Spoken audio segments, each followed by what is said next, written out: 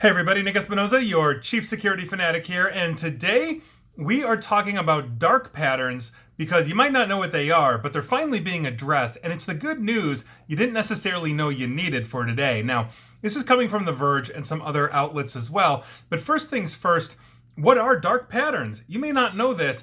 It's rather simple, and I have no doubt that you've probably experienced one in your online life. Simply put, dark patterns are user interfaces that are designed to trick and frustrate you. So if you've ever been through, let's say, the gauntlet of an online customer service portal to cancel a subscription or delete your account, you've likely encountered a dark pattern. Now, California, and the reason why we're talking about this, last week, basically they are banning the use of dark patterns that stop users from opting out of a sale of their personal data. Now, this basically is an updated regulation that strengthens the enforcement of their 2018 California Consumer Privacy Act, or CCPA. I am a huge fan of this. This is one of the toughest consumer privacy laws in the United States, and quite frankly, it needs to be adopted nationwide. Now, the CCPA gives California the right to, and I quote, say no to the sale of personal information. Basically, Californians have that right to do that, but the state government is worried that these options will be buried under a whole bunch of Byzantine menus and options, and so you're basically running around trying to figure out how the heck to delete your stuff, and that is the way that online platforms could potentially keep your information, because you get so frustrated, you say, you know what, screw it, they can keep my information. California is saying, no, it's your right. We are requiring that these platforms make it easy for you. Now, the newly approved regulation does not ban the use of all dark patterns, only those that, and I quote, have the substantial effect of subverting or impairing a consumer's choice to opt out of schemes where their personal data is being sold. So the regulation offers a number of examples of dark patterns. You might have experienced one of these, such as confusing language like double negatives. And the example they give is, and I quote, don't not sell my personal information. That's a double negative. Or another point is forcing users to, and I quote, click through or listen to reasons why they should not submit a request to opt out before confirming their request.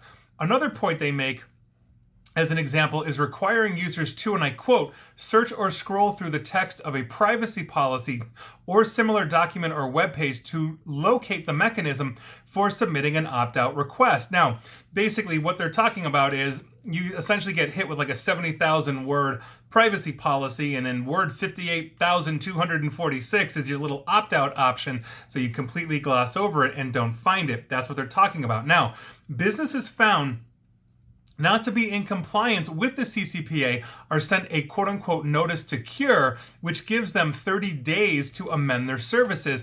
Now, according to the Attorney General's office, and I quote, since CCPA enforcement began on July 1, 2020, the department has seen widespread compliance by companies doing business in California, especially in response to notices to cure. Now, to help standardize access to these opt-out schemes, the state of California has even designed what it calls a quote-unquote eye-catching icon that basically companies can use to direct users to exercise their rights.